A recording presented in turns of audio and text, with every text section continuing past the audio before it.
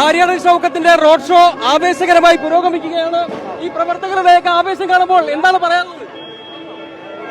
ഞാൻ പറഞ്ഞല്ലോ, 2 ടേമായി നഷ്ടപ്പെട്ട നിലമ്പൂർ തിരിച്ചു പിടിച്ചതിന്റെ ആവേശം, ആഹ്ലാദം.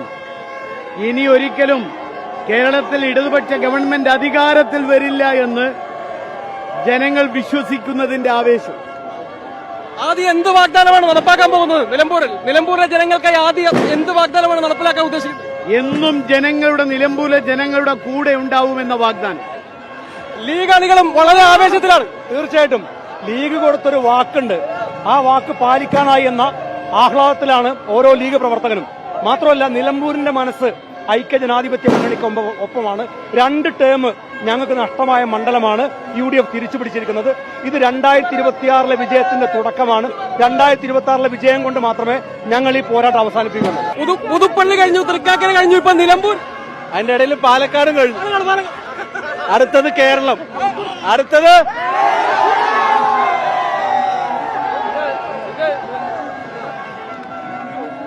നിലമ്പൂര് പിടിച്ചു.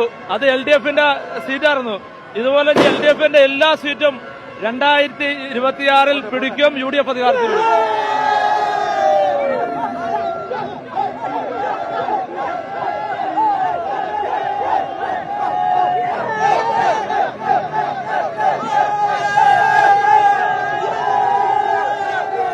എങ്ങനെയുണ്ട് ആവേശം?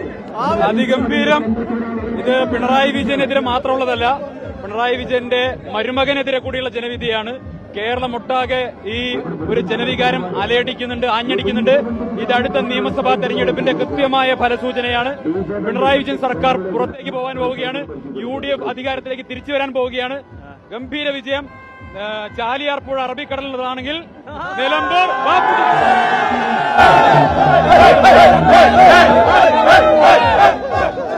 ഇതിലും വലിയൊരു ഭൂരിപക്ഷം നമ്മള് തീർച്ചയായിട്ടും ഞങ്ങളൊരു 15,000 വോട്ടെങ്കിലും പ്രതീക്ഷിച്ചാണ്. തുടക്കത്തിൽ വഴിക്കടവിലൊരു ചെറിയ പാളിച്ച ഉണ്ടായി. ഒരു 10,000 വോട്ടിന് 1,200 വോട്ടിന്റെ കുറവ് വന്ന ഒഴിച്ചാൽ പിന്നെ ഞങ്ങൾ പ്രതീക്ഷ വഴിയിലേക്ക് പോയി. അവിടെ എങ്ങനെയാണ് ലീഗ് വോട്ടാണ് ചോർന്നത്? അതൊന്നും വിലയിരുത്താറായിട്ടില്ല, ഒരിക്കലുമല്ല. അങ്ങനെ ലീഗ് ഞങ്ങളെക്കാൾ ഞങ്ങൾ തമ്മിൽ മത്സരമായിരുന്നു. ലീഗാണോ UDF ആണോ കോൺഗ്രസ് ആണോ ഏറ്റവും കൂടുതൽ പ്രവർത്തിക്കുന്നത്? ഏതായാലും എല്ലാവരും ഒന്നിച്ച് പ്രവർത്തിച്ചു. ഞങ്ങൾ ഉദ്ദേശിച്ച ടാർഗറ്റിലേക്ക് തന്നെ എത്താൻ കഴിഞ്ഞു. CPM-നെ സംബന്ധിച്ച് ഒരു കനത്ത പ്രഹരമാണ്. ഞങ്ങൾ 2026 ഭരണം പിടിക്കും എന്ന കാര്യത്തിൽ ഒരു തർക്കവും വേണ്ട. അതിന്റെ സൂചന തന്നെയാണ്. അൻവർ 20,000 നമ്മളെ വോട്ട് പിടിച്ചിട്ടുണ്ടോ UDF-ന്?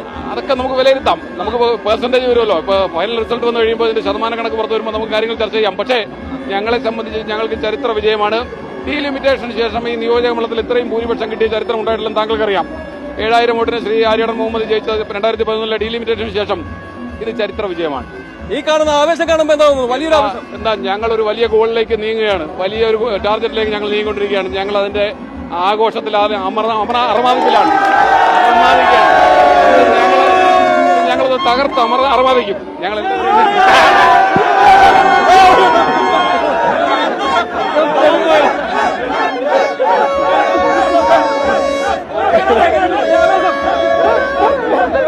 ഗംഭീര UDF-ന് വലിയ ആത്മവിശ്വാസം നൽകുന്ന ഒരു വിജയമാണ്. ഞങ്ങൾ തൃക്കാക്കരയും പുതുപ്പള്ളിയും പാലക്കാടും ഒക്കെ ജയിച്ചപ്പോൾ ഞങ്ങളുടെ സിറ്റിംഗ് സീറ്റുകളായിരുന്നു. തിരിച്ചു പിടിക്കലിന്റെ തുടക്കം നിലമ്പൂരിൽ നിന്ന് തുടങ്ങിയിരിക്കുകയാണ്. ഇനി UDF കേരളത്തിൽ അധികാരത്തിൽ വരുന്നതിന്റെ ഏറ്റവും ആവേശകരമായ തുടക്കമാണ്, ആധികാരികമായ വിജയമാണ്. മുഖ്യമന്ത്രി പിണറായി വിജയന്റെ ദുർഭരണത്തിന് നിലമ്പൂരിലെ ജനങ്ങൾ കേരളത്തിന് വേണ്ടി നൽകിയ വിധിയെഴുത്താണ്. ഇപ്പോ സന്ദീപ് വാര്യരെയും ചാണ്ടിയുമ്മനെയൊക്കെ തോള് ചേർത്തുകയാണ്. പ്രവർത്തകർ വളരെ ആവേശത്തിലാണ്. പ്രവർത്തകർ വലിയ ആവേശത്തിലാണ്. കാരണം ഈ വിജയം ഞങ്ങള് UDF-ന്റെ ഓരോ സാധാരണ പ്രവർത്തകനും സമർപ്പിക്കുകയാണ്. അവരുടെ കഠിനാധ്വാനത്തിന്റെ, അവരുടെ വിയർപ്പിന്റെ വിജയമാണ്.